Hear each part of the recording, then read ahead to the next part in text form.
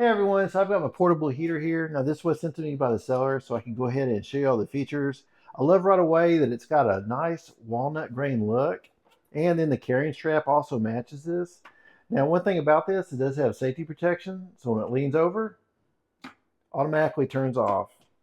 It's got 4 different modes, but if you look up here on the top, you'll see we've got more than 4, and so let me tell you about that. So this is off. This right here just has the display of the fire. There's actually no heat, and you'll know the heat's on when this red light turns on. You turn that all the way on, the heat's on, but there's no light, but I can feel the heat coming out. And right now the fan is on.